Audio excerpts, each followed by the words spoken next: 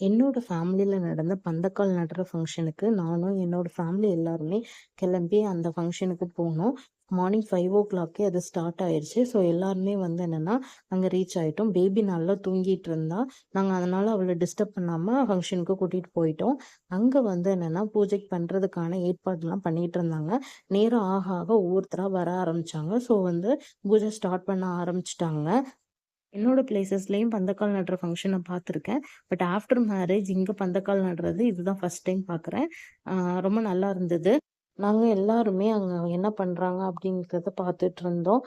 First பூஜைக்கு பண்றதுக்கான எல்லா திங்ஸையும் எடுத்து வச்சாங்க. அதுக்கப்புறம் தீப ஆராதனை காமிச்சாங்க.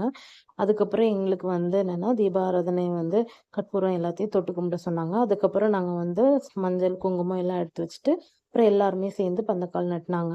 அது முடிஞ்சதுக்கப்புறம் சில ப்ரொசீஜர்ஸ் எல்லாம் பண்ண சொன்னாங்க. அது எல்லாம் பண்ணிட்டு, அதுக்கப்புறம் எல்லாருமே நாங்க வந்து உள்ள போயிட்டோம்.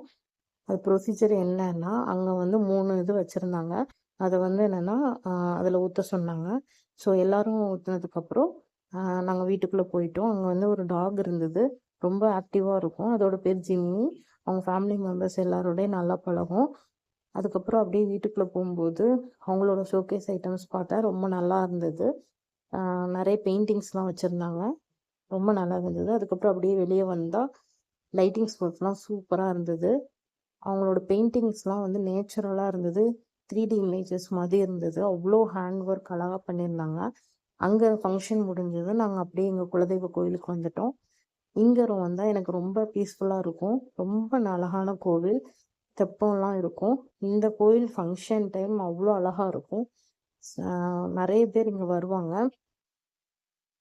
மார்னிங் எந்திக்கும்போது ரொம்ப டயர்டா இருந்தது. பட் ஃபங்ஷன் போயிட்டு இப்படி கோயிலுக்கு வரும்போது, மைண்ட் ரொம்ப பீஸ்ஃபுல்லா இருந்தது. என்னோட ஹஸ்பண்டும், என்னோட பொண்ணும் தெப்பம் பார்க்க போயிருந்தாங்க.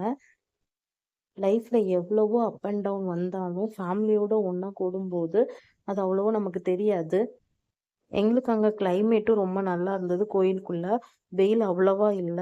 பேபியும் நடந்து போகணும்னு ஆசைப்பட்டா. அவ்ளோ சூப்பரா இருந்தது. அதனால நாங்க வந்து நடக்க விட்டுட்டோம். நீட்டாவும் இருந்தது.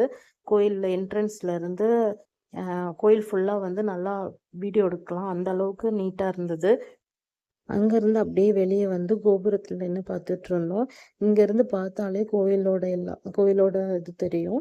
தெப்பமும் நமக்கு தெரியும். அங்கருந்து கொஞ்சம் தூரம் தள்ளி போனாலே அய்யனார் கோயில் இருக்கும். அது வந்து ஹரியர பத்தின அய்யனார் சொல்லுவாங்க. அதுவும் எங்களோட குலதெய்வ கோயில். அங்கேயும் நாங்க ரெகுலரா போவோம்.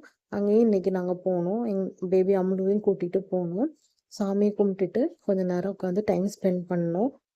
நீங்களும் குலதெய்வ கோயிலுக்கும் போது எப்படி பாசிட்டிவா ஃபீல் பண்றீங்க அப்படிங்கிறத எங்களுக்கு கமெண்ட் பண்ணுங்க. தேங்க் யூ ஆல் ஃபார் வாட்சிங்.